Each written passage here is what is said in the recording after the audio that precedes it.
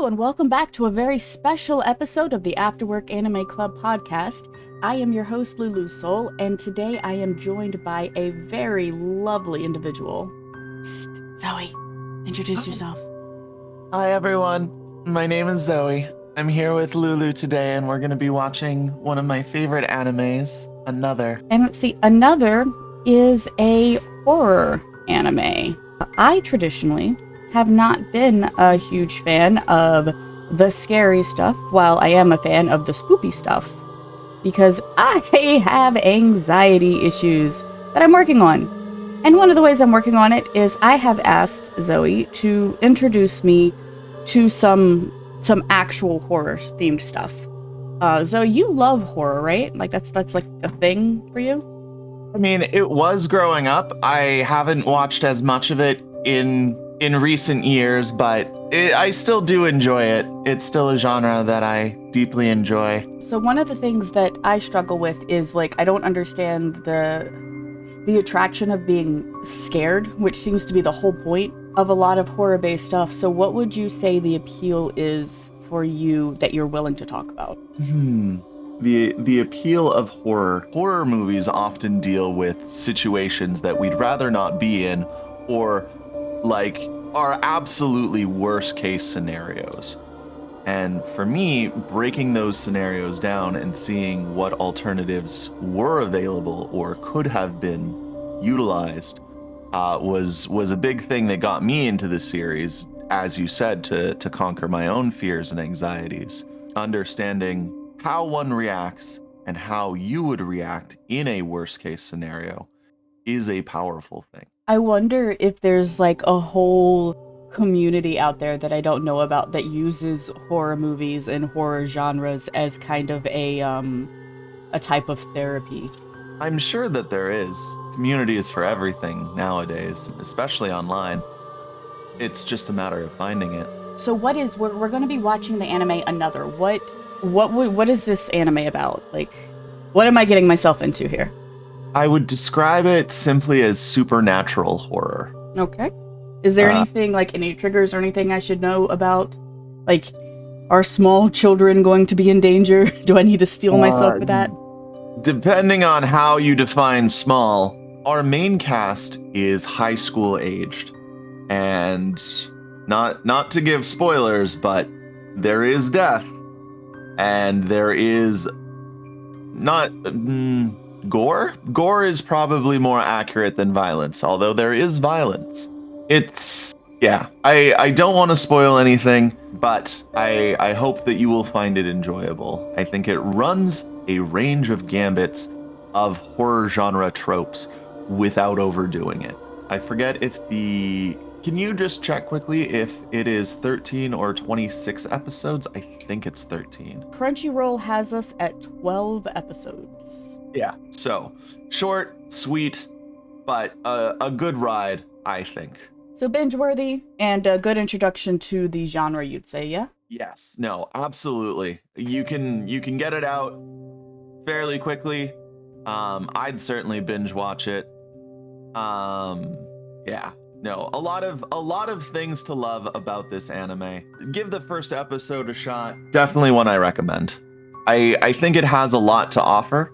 It's just a matter of finding what it is that you want or can take away from it that you enjoy. And the music is something that I commented that absolutely loved as well. Oh, I do love good music. All right, so then what we're going to do now, Miss Zoe, is we are going to go and watch at least the first 3 episodes and maybe come back and talk about it a little more. And I am excited to delve into this way out of my comfort zone genre with you. Oh, I'm very excited.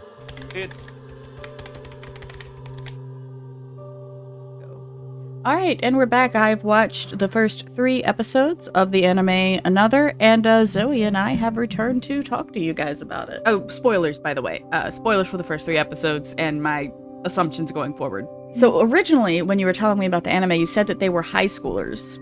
Yes. And we found out that they were, in fact, middle schoolers. They are, in fact, middle schoolers. But when I was under the impression that they were high schoolers, what I thought was going to happen, or had happened, was that this thing happened while these kids were in middle school, and the desk, like they didn't just graduate middle school with this character that died that they said was still alive, but that every class that they went to after that had that It was desk in it. following them. Yeah. I see. But now that I know that, no, it seems to be contained within this class 3 setting, I'm kind of infuriated that nobody will tell the main character the other half of the story because everyone else seems to know. Yes, absolutely. Well, it's part of that small town mentality of those who know, and you either keep the outsider safe by not letting them know what's going on, or you bring them in too fast and they do not respond in a way that is cohesive to the group. And I mentioned last night that they had one character very specifically who was to inform and like tell the guy, hey, this is what's up, these are the rules, just happened to be sick on the day that he came to school. Yeah, but she didn't tell him after that either. And like, I get the idea of the small town mentality, like, you know, if you know, you know, but it doesn't seem like not telling him is going to keep him safe. It doesn't seem like it's going to keep anyone safe. Right. So it's like, I feel like maybe, just maybe, it would be safer to actually give this kid information that could keep him from becoming unalived. Absolutely. There could have many choices could have been made differently that would have drastically changed the outcome. Potentially, maybe not. Fun note of things to come. Well, we've also got this ghost chick with the eye patch, which is apparently just covering a fake eye. Doll's eye. She does not have the personality of the little girl in the story.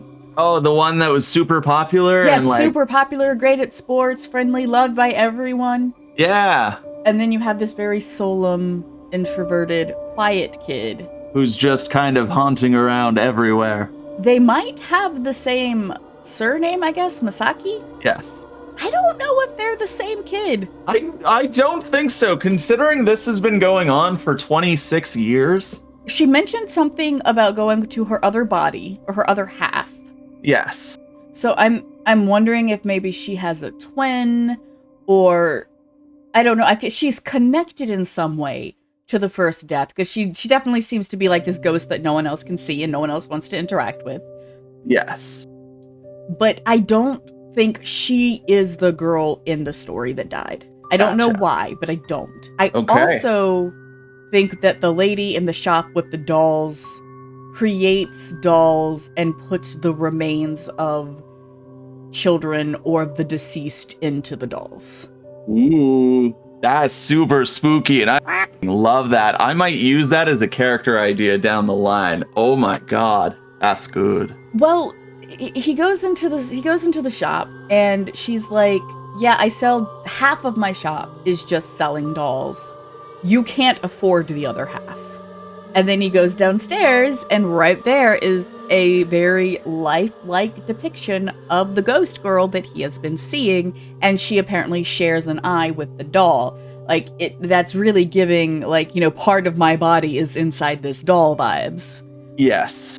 So, after the first death, where do you think the story is going to go now? I'm not sure.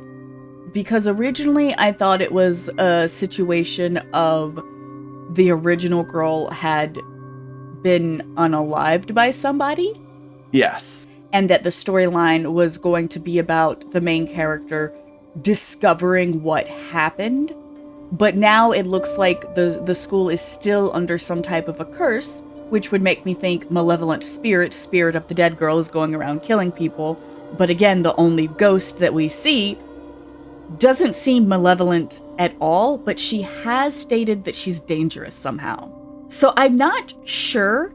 I'm curious about there being a death and knowing that there's going to be more deaths, but I also feel like if every year the children of class 3 just start dying all over the place, one, that would definitely be in the news, and two, maybe you don't have a class 3 anymore.